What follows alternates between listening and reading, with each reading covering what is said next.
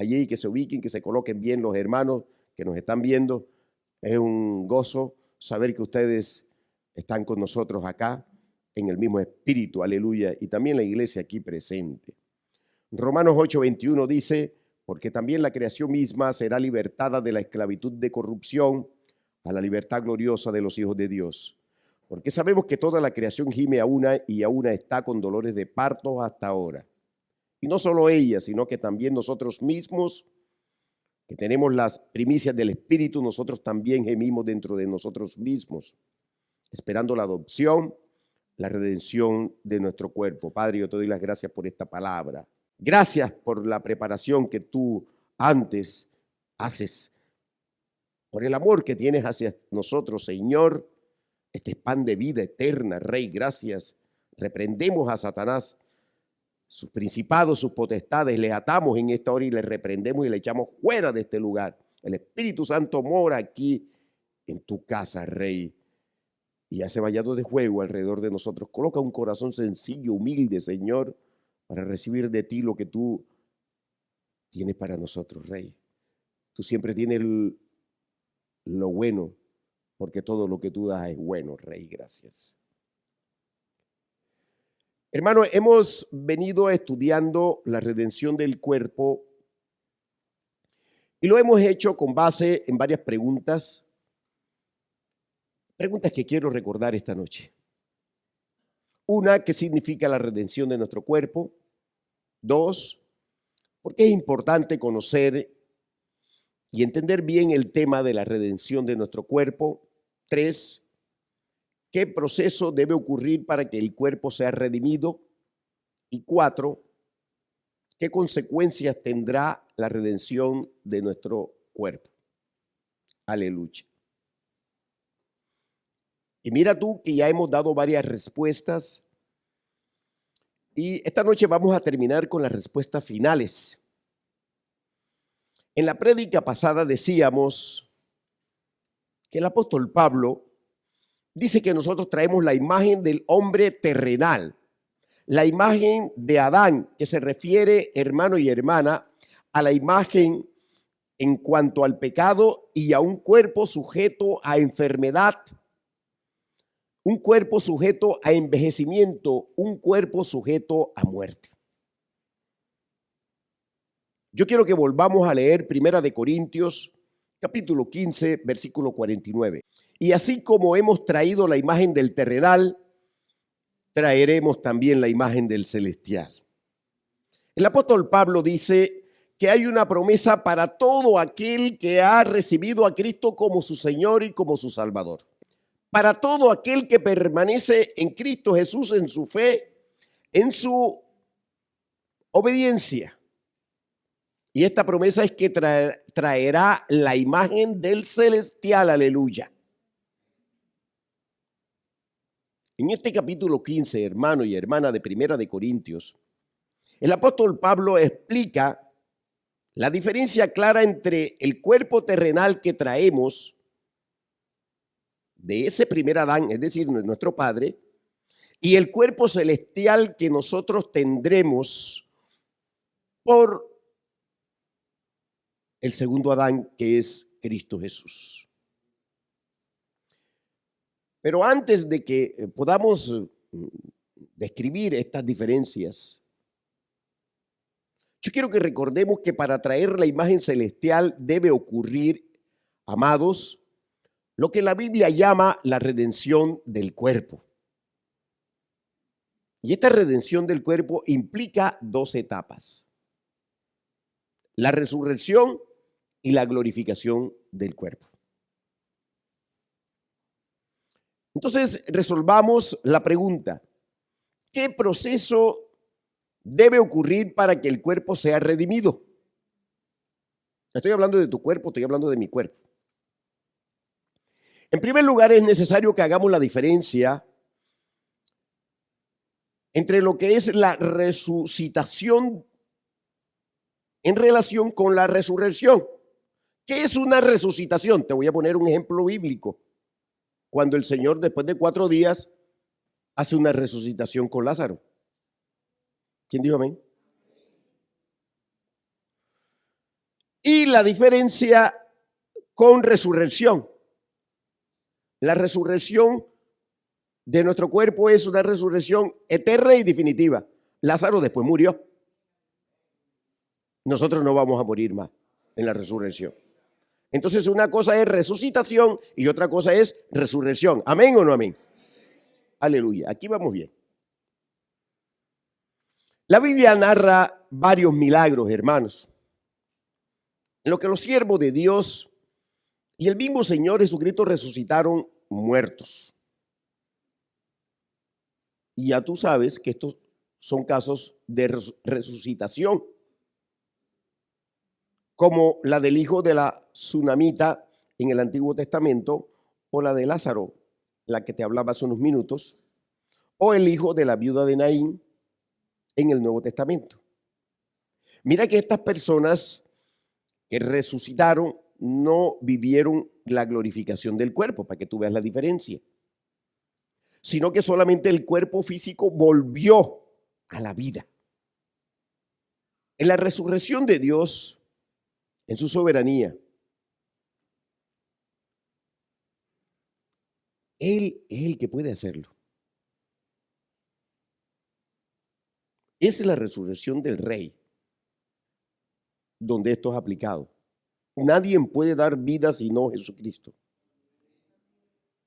Él también está en la capacidad, cuando Él quiera, de resucitar al que está, las células se han muerto, en la resucitación.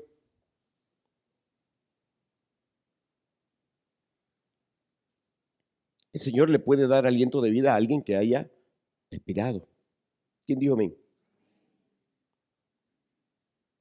La resurrección, por el contrario, es el proceso, hermanos, milagroso en el que Dios devuelve la vida al cuerpo físico, escucha, para luego hacer una transformación total del cuerpo, que es la glorificación, de tal manera que ya no vuelve a morir.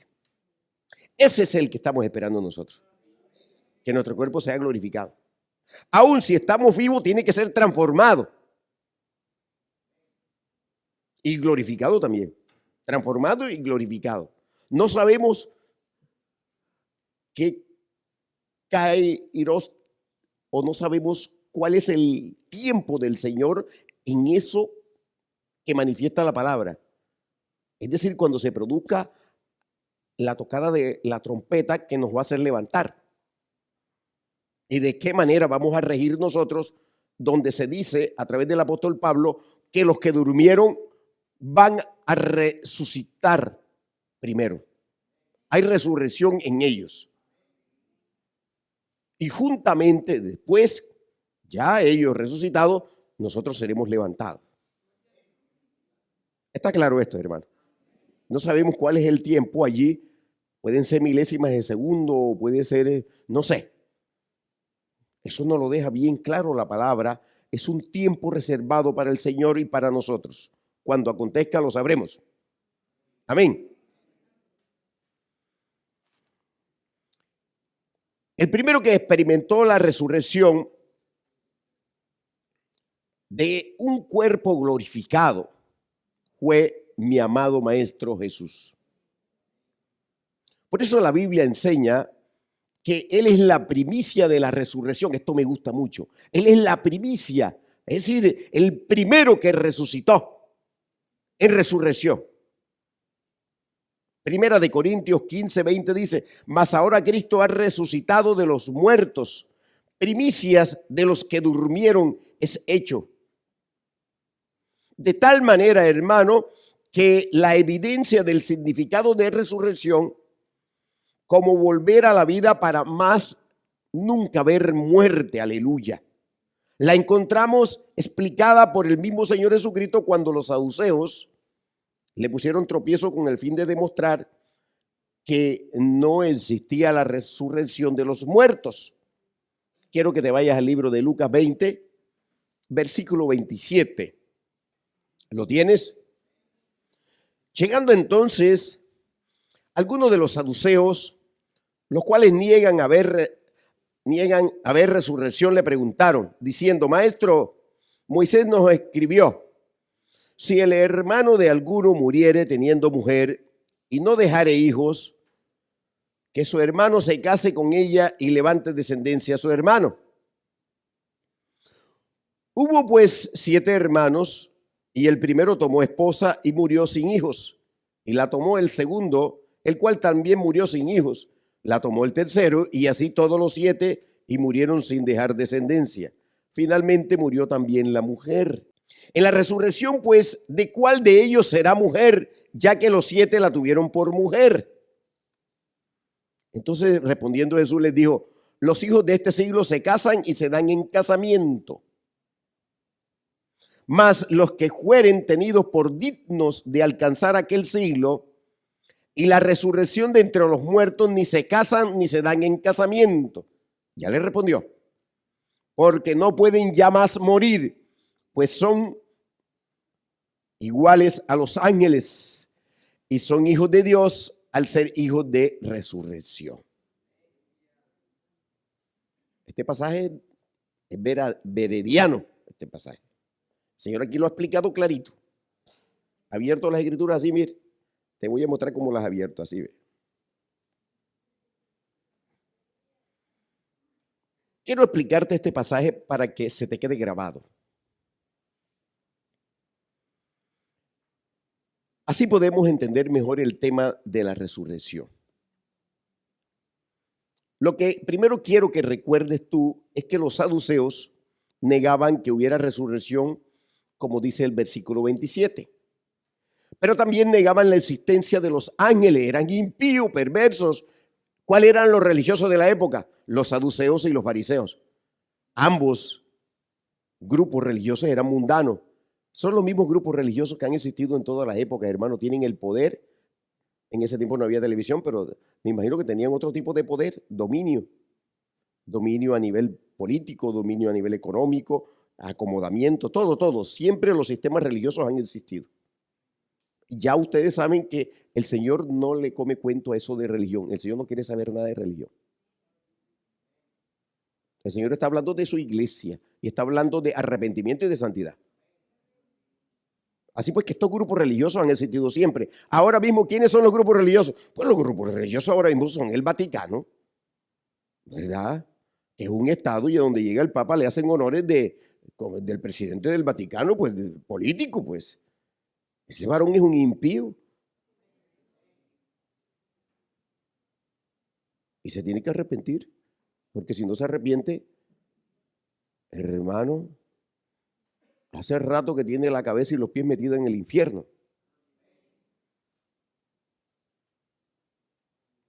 Y qué bueno que lo escuchen y lo vean por televisión, lo que el pastor está diciendo. Se tiene que arrepentir el varón, porque no hay otro método para poder entrar por las nuevas puertas de la Nueva Jerusalén, sino a través del arrepentimiento y la santidad.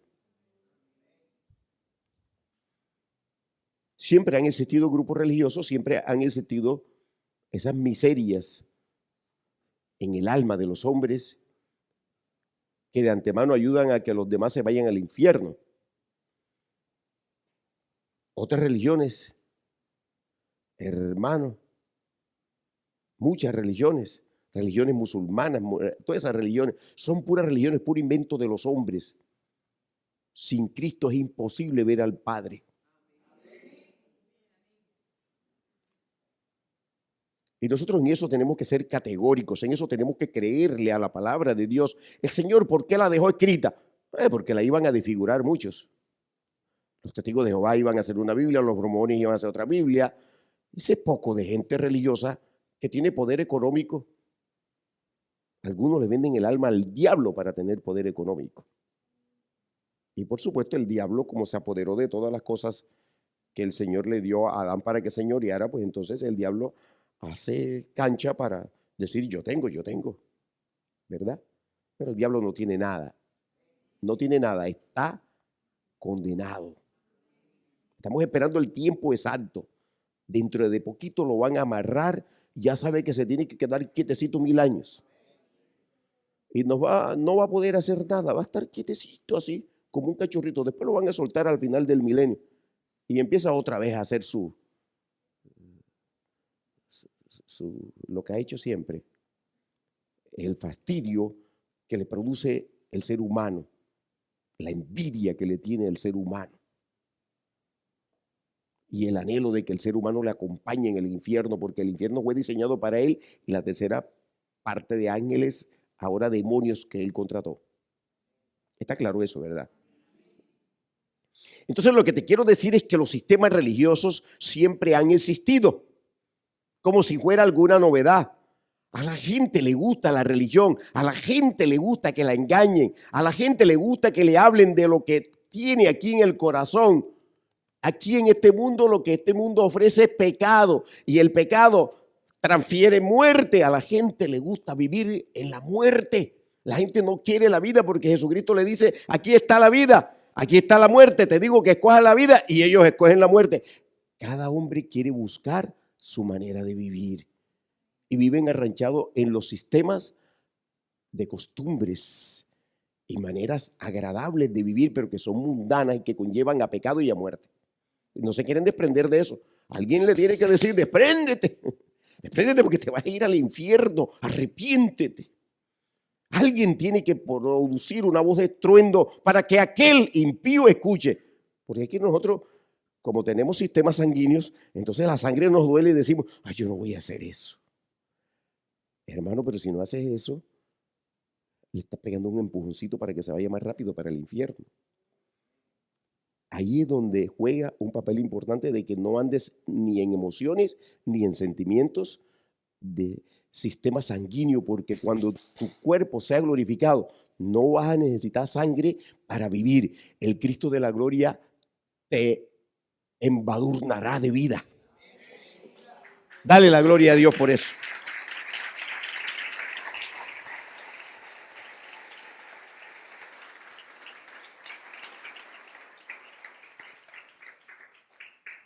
Bueno, los saduceos no creían, negaban la existencia de los ángeles y vinieron con toda esta historia a decirle al Señor Jesucristo, oye, cállate. Hay un sistema de muerte infinito porque habla del número 7. Son 7 varones que mueren. ¿Ah? Estaba embadurnado eso de pura muerte, sistema de muerte. Estaban hablando los saduceos del siglo malo. Está claro, ¿verdad? El Señor Jesús sabía esto, hermano. Él es sabio, Él lo sabe todo. Y también sabía que los saduceos realmente no estaban buscando la respuesta sobre quién sería el esposo de la mujer en la resurrección. Jesús sabía que los saduceos estaban burlándose. Estaban tratando, hermano, de derribar la doctrina de la resurrección de los muertos, porque la doctrina de la resurrección de los muertos es el centro del evangelio, es la fortaleza del evangelio. El diablo sabe que nosotros, cuando dormimos en Cristo o seamos levantados, el diablo sabe que la resurrección es el sello definitivo de que pasaremos a ser hijos directos del Rey. Aleluya. Es decir que estos saduceos, tremendos incrédulos, ¿ah? Esa incredulidad estaba en su máximo apogeo, en su máximo grado, mostrando ciertamente que también su corazón era un corazón duro, un corazón rebelde, un corazón altivo, un corazón no arrepentido. Acabo de decir que el centro de la salvación es la resurrección de Cristo. Y de la muerte y de su resurrección, el Señor Jesucristo le había predicado a los discípulos. Esto es muy importante. Ya él le había predicado y muchas veces que le predicó a los discípulos, eran tan emotivos y tan sentimentales los discípulos que decían, que a ti no te acontezca eso, dijo Pedrito. No, sí, con la muerte del Señor era que nos íbamos a salvar. Y Pedrito decía, que no te acontezca esto, yo me pongo. Y medio lo trasquilaron por ahí y se perdió. Y negó 3 veces al Señor. La emotividad. Eso sucede a veces normalmente y a veces sucede caprichosamente dentro del cuerpo santo de Jesucristo. Para que el que esté firme mire que no caiga, para que estemos apercibidos.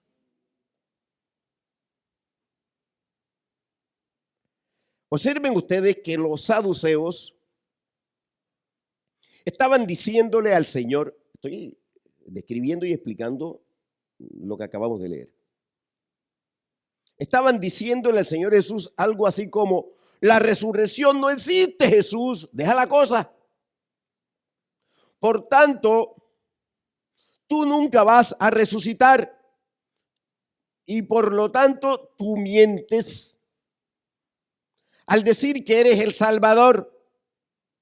Tú mientes al decir que vas a redimir a la humanidad y en tu resurrección vas a quitar el pecado.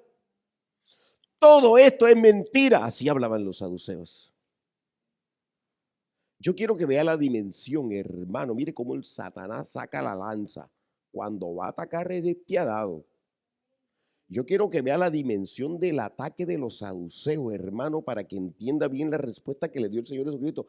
Estaban ministrados por el mismísimo diablo. Estaban hablando de que lo que había imperado aquí en este siglo malo era la muerte y la vida no podría venir nunca. Y la vida estaba siendo manifiesta a través de quien hablaba que era el Cristo vivo. Pero ellos se resistían a eso, porque vivían prisioneros en el sistema religioso. Yo quiero que regresemos a la historia, ¿verdad?, que le plantean los saduceos al Señor Jesucristo. En esta historia, hermanos, ellos se están refiriendo al matrimonio levirático, instituido en la ley y según la cual, cuando moría un hombre y no podía tener descendencia, el hermano de este debía tomar a la mujer para levantarle descendencia. Esta palabra, matrimonio levirático, viene de la palabra levir, L-E-V-I-R, levir, que significa hermano del esposo.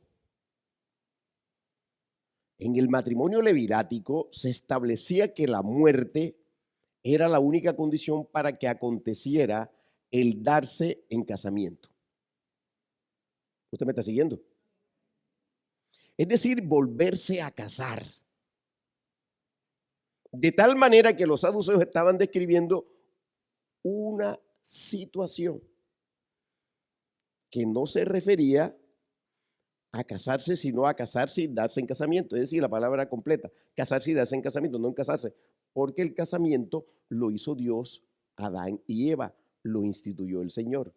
Pero el casarse y darse en casamiento, por causa del pecado y la muerte, apareció. Y fue manifiesto en este siglo malo. ¿Me siguió?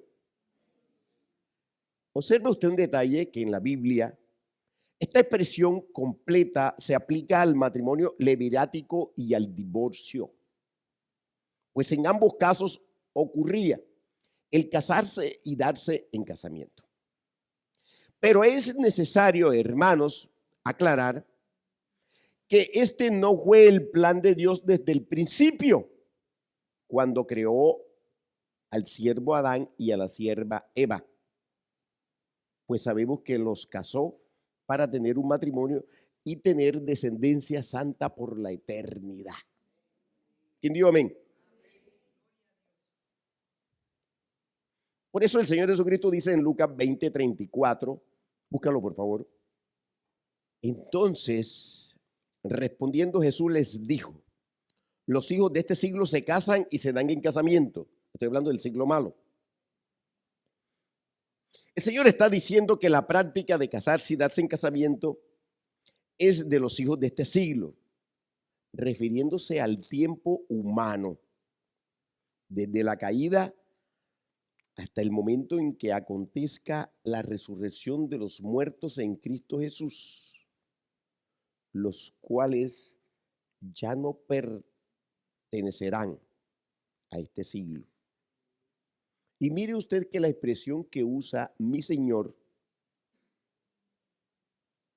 para casarse y darse en casamiento en griego es yamoisin kai et gamiskanstein. Y quiero reiterar que el uso es una sola expresión que señala una sola acción. Y justamente así es que los presentan los saduceos con la historia de la mujer que practicó 6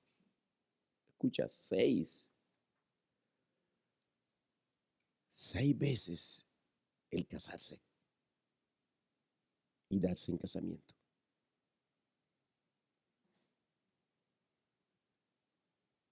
No se matrimonió, sino que se casó y se dio en casamiento 6 veces. Es decir, después que su primer esposo murió. Hasta aquí vamos bien, ¿verdad? Bien. Bien, ahora regresemos a la respuesta que el Señor le da a los saduceos. Yo quiero que note que Jesús le da 2 respuestas donde derriba la falsa doctrina de estos saduceos, según la cual no existía la resurrección ni tampoco existían los ángeles. Volvamos a leer el versículo de Lucas 20:35. Búscalo ahí. No te vayas de Lucas. Leo a favor tuyo. Mas los que fueren tenidos por dignos de alcanzar aquel siglo y la resurrección de entre los muertos ni se casan ni se dan en casamiento, porque no pueden ya más morir, pues son iguales a los ángeles y son hijos de Dios al ser hijos de la resurrección. Hay un acontecimiento maravilloso y es que cuando nosotros pasamos a ser hijos de resurrección, no vamos a morir más igual que los ángeles. En eso seremos igualitos a los ángeles, no vamos a morir más. Pero no se crea usted, hermano, que nos van a salir unas tremendas alas acá, ¿no? Ni vamos a andar con plumas ni nada de esas cosas, no. Así como tú ves a Gabriel, así va a ser, pero bien simpático y jovencito. Para gozo de la siervita que está sentada ahí. Aleluya. ¿Ah? ¿Me siguió, hermano? No vamos a ser igual a los ángeles, nunca vamos a vivir como los ángeles. No, hermano, nos vamos a gozar en la gloria de Dios. Pero el Señor tiene algo poderoso para el ser humano. Porque parece un chiste que el Señor no nos haya puesto a vivir estos 6,000 años bajo el gobierno de Satanás, sabiendo el Señor que Adán iba a pecar y después nos va a volver como los ángeles. Si Él tiene unos millares y millares y millares de ángeles, lo que el Señor diseñó para el hombre es diferente, hermano. ¿Amén o no amén? Ya va entendiendo, claro. Aleluya. Bien, vamos a seguir. Cuando el Señor Jesucristo habla de aquel siglo, hermano, se está refiriendo a la eternidad, el siglo venidero. O lo que en otros pasajes el mismo Señor llama el siglo venidero. Tú en casa puedes leer Efesios capítulo 1, versículo 21. El Señor Jesús dice que en la resurrección de los muertos ya no habrá matrimonio levirático. Voy a repetirte eso. El rey dice que en la resurrección de los muertos ya no habrá matrimonio levirático. El matrimonio levirático se ha practicado después del pecado de Adán, cuando entró el pecado y entró la muerte. Y por eso se instituyó en la ley por causa del pecado y la muerte, pero cuando ya los hijos de resurrección sean hijos directos de Jesucristo, que no van a morir más, entonces no habrá matrimonio levirático. En esta época no debe de existir ya los que se han convertido practicar matrimonio levirático, por cuanto hemos nacido de nuevo y nuestro espíritu que estaba muerto por causa de Adán, por causa del pecado y por causa de la muerte, ha revivido y hemos tenido espíritu nosotros nuevo, hombre nuevo, para tener el Espíritu Santo de Dios morando en nosotros hasta que seamos levantados y tengamos este cuerpo glorificado.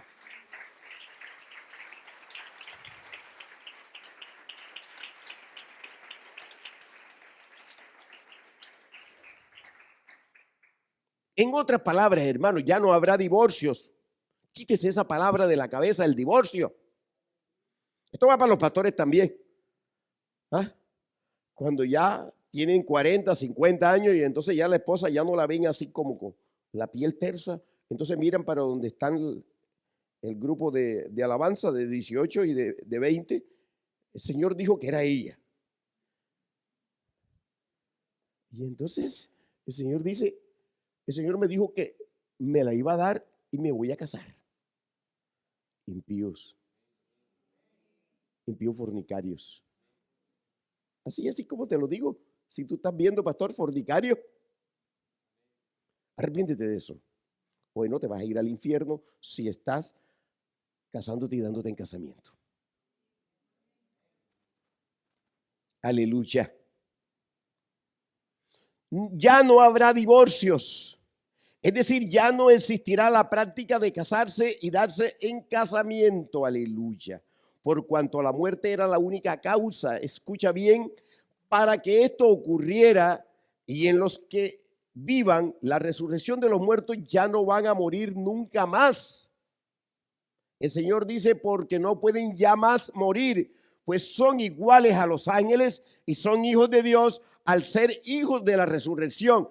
Y mire lo que agrega el Señor, que los que alcancen la resurrección serán como los ángeles del cielo en cuanto a que no podrán morir nunca más. Hermanos, ciertamente los ángeles del cielo no mueren y son hijos de Dios, y nosotros los que alcancemos la resurrección de vida, es decir, para nunca más morir, seremos inmortales, escucha, y eternos como ellos, y eternamente seremos hijos de Dios como ellos. Aleluya. Poderoso eres, Señor.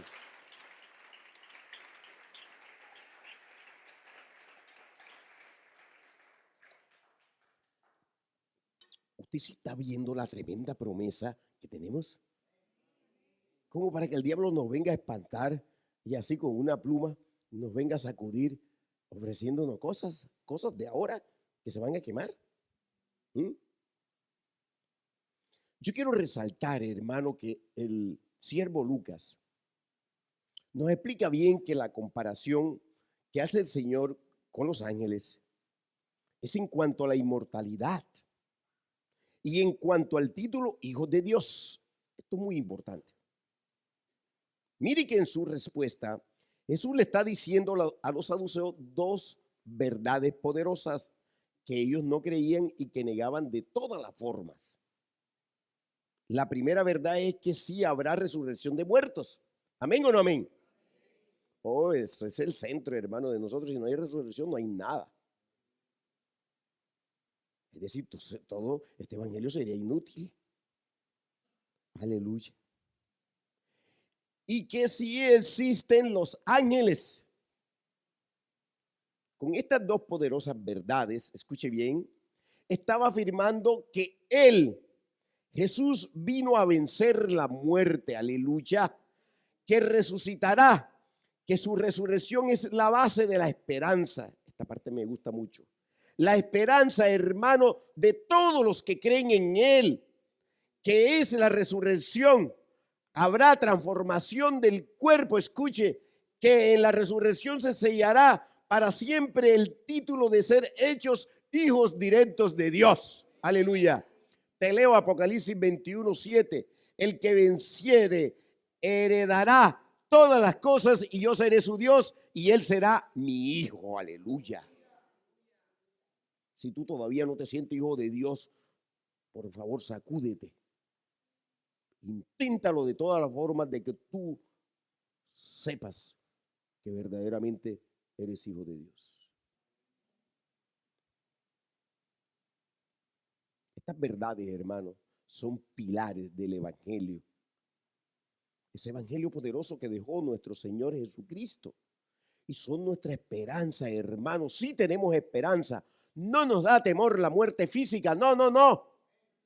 Hermano, la vida verdadera está en el momento en que el Señor transforma nuestro cuerpo. Y eso está pronto a suceder, hermano. La resurrección entonces es volver a la vida para siempre. Esta parte me gustó mucho. Hermano, para nunca más morir, como dice mi Señor Jesucristo en Lucas 20:36. Y la primicia es Cristo, como dice el apóstol Pablo en Primera de Corintios capítulo 15, versículo 17.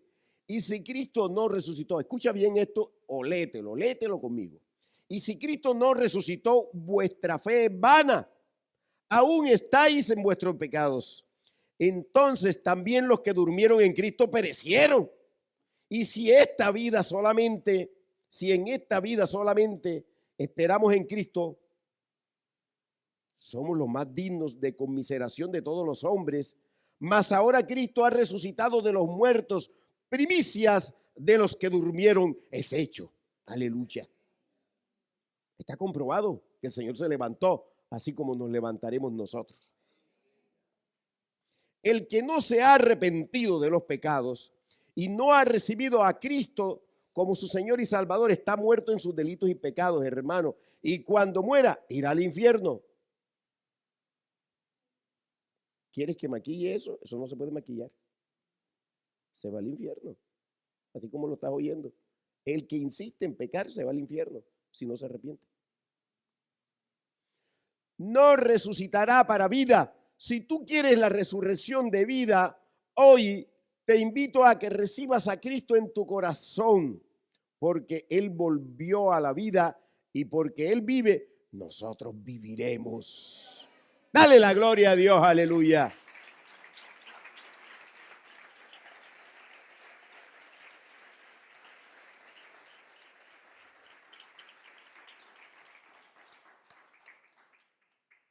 Segunda de Corintios 13:4 dice, porque aunque fue crucificado en debilidad, vive por el poder de Dios, pues también nosotros somos débiles en Él, pero viviremos con Él por el poder de Dios para con vosotros. Aleluya. Hermano, el proceso de la resurrección para vida lo describe el apóstol Pablo en Primera de Corintios 15:22. Porque así como en Adán todos mueren, también en Cristo todos serán vivificados. Pero cada uno en su debido orden. Cristo, las primicias, luego los que son de Cristo en su venida. Entonces, ¿qué acontecerá? Pregunto, durante la resurrección de los muertos. Hermano, mire, a través del profeta Ezequiel, el Señor nos dejó una muestra de esto. Vete a Ezequiel, aleluya. Vete a Ezequiel capítulo 37, versículo 7. Leo a favor tuyo. Profeticé pues como me fue mandado, y hubo un ruido mientras yo profetizaba, y he aquí un temblor, y los huesos se juntaron cada hueso con su hueso. Y miré, y he aquí tendones sobre ellos, y la carne subió, y la piel cubrió por encima de ellos, pero no había en ellos espíritu. Y me dijo, profetiza al espíritu, profetiza, hijo de hombre, y di al espíritu, así ha dicho Jehová el Señor, espíritu, ven de los cuatro vientos y sopla sobre estos muertos y vivirán. Este pasaje, hermano, se refiere a la nación de Israel que revivió en 1948. Como nación, hermano, pero la descripción también se puede aplicar a cómo Dios le da vida a unos huesos muertos. Yo quiero que note que no se menciona la sangre, sino los huesos, los tendones, la carne y la piel. Y yo quiero que recordemos que la sangre y la carne no heredan el reino de Dios. No heredan el reino de Dios. Primera de Corintios 15:50 dice, pero esto digo, hermanos, que la carne y la sangre no pueden heredar el reino de Dios, ni la corrupción hereda la incorrupción. También dice el profeta Ezequiel que después de que el cuerpo sea reconstruido, este cuerpo adquiere vida por el espíritu que sopla y da vida a los muertos. Pero estos muertos son especiales. Realmente son personas que están dormidas por cuanto son hijos de Dios. Porque los hijos de Dios no mueren, sino que el cuerpo duerme y el espíritu y el alma son revestidos de un cuerpo provisional, hermano, para pasar a vivir en la Nueva Jerusalén. Mientras ocurre la resurrección y la glorificación o redención del cuerpo en el arrebatamiento de la iglesia. Mire usted, hermano y hermana, que los cuerpos de los que durmieron resucitarán perfectos pero también incorruptibles. Primera de Corintios 15:51 dice: he aquí os digo un misterio, no todos dormiremos, pero todos seremos transformados. En un momento, en un abrir y cerrar de ojos, a la final trompeta, porque se tocará la trompeta y los muertos serán resucitados, incorruptibles, y nosotros seremos transformados. Ocurrirá entonces la resurrección luego, hermano, la transformación del cuerpo, es decir, la redención o glorificación será en un abrir y cerrar de ojos. Es decir, suaz, rápidamente. ¿Cómo será el cuerpo resucitado? Pregunto yo. Preguntas tú. Resolveremos esta pregunta junto a las otras. En la próxima prédica continuará. Aleluya. Te voy a leer para que te goces. Primera de Corintios 15:42. ¿Quieres leer conmigo? Así también es la resurrección de los muertos. Se siembra en corrupción, resucitará en incorrupción. Se siembra en deshonra, resucitará en gloria. Se siembra en debilidad, resucitará en poder. Se siembra cuerpo animal, resucitará cuerpo espiritual. Hay cuerpo animal y hay cuerpo espiritual. Cuando se habla de cuerpo animal aquí, está hablando de la carne. Así también está escrito: fue hecho el primer hombre, Adán, alma viviente; el postrer Adán, espíritu vivificante. Mas lo espiritual no es primero, sino lo animal, luego lo espiritual. El primer hombre es de la tierra, terrenal. El segundo hombre, que es el Señor, es del cielo. ¿Cuál el terrenal? Tales también los terrenales. ¿Y cuál el celestial? Tales también los celestiales.